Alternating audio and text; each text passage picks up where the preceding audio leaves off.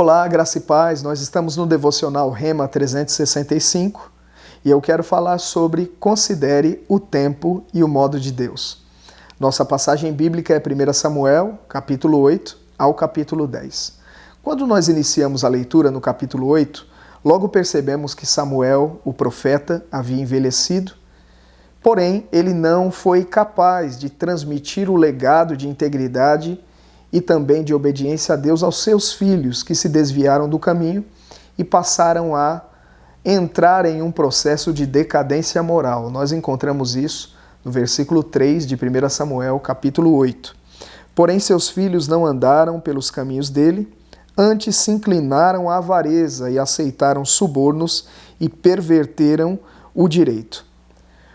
Os anciãos daquela congregação de Israel perceberam que Samuel já havia envelhecido e também a condição dos seus filhos, que não estavam andando nos caminhos do Senhor e agora passaram a reivindicar a Samuel um rei para aquele povo. Aquela proposta do povo não agradou a Samuel, que foi consultar ao Senhor, e quando Samuel vai a Deus, o Senhor responde no versículo 7. Disse o Senhor a Samuel: atende a voz do povo em tudo quanto te diz, pois não te rejeitou a ti, mas a mim, para eu não reinar sobre ele.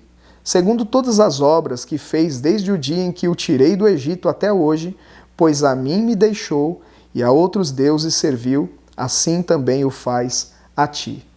Deus fala da condição do povo, do desvio de conduta e também de coração em relação a ele, um povo que agora se nega a aceitar o senhorio de Deus sobre as suas vidas, e eles estão pedindo um rei segundo os seus padrões e no tempo em que eles estavam reivindicando.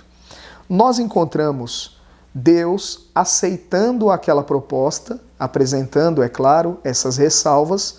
No entanto, foi permitido a Samuel ir ao encontro de um homem, e a Bíblia vai relatar sobre esse encontro lá em 1 Samuel, no capítulo 9, vai falar sobre o homem específico do qual nós estamos falando. Havia um homem de Benjamim, cujo nome era Quis, filho de Abiel, filho de Zeror, filho de Becorate, filho de Afias, benjamita, homem de bens. Tinha ele um filho cujo nome era Saul, moço e tão belo que entre os filhos de Israel não havia outro mais belo do que ele, desde os ombros para cima, sobressaía a todo o povo. O que nós percebemos? Alguém que, externamente falando, parecia um bom candidato a essa posição de rei. No entanto, Deus não olha a aparência, Deus considera o coração. Ainda assim, esse homem foi separado e Deus fala com Samuel ao seu respeito e prepara o dia onde Saul seria ungido a rei. Nós encontramos manifestações de Deus acontecendo na vida de Saul, em um momento em que ele é orientado pelo profeta a encontrar-se com um grupo de profetas. E lá no meio daqueles profetas, Saul também profetiza. O que nós vemos então? Um homem ungido por Deus, em 1 Samuel no capítulo 10, num primeiro momento apresenta características de um coração humilde e até submisso a Deus nos primeiros momentos da sua trajetória. No entanto, mais à frente, esse homem também cai em um processo de decadência. Nós percebemos que tudo isso está relacionado àquela pressão que o povo colocou no profeta, aquele pedido que eles fizeram sobre um rei que deveria estar sobre eles.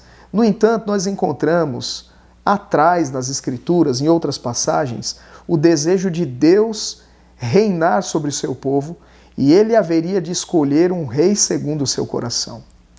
Deus desejava, sim, trazer um rei em um tempo específico, alguém que atenderia plenamente o desejo do seu coração, conduziria o seu povo segundo a sua instrução. Porém, aquela precipitação do povo, não discernindo o tempo e o modo de Deus, comprometeu o destino profético na vida de Saul e também trouxe consequências graves para a vida do povo, dos filhos de Israel, ao longo do tempo. Nós vamos perceber pelas Escrituras o quanto é complexo quando alguém não discerne tempo e modo.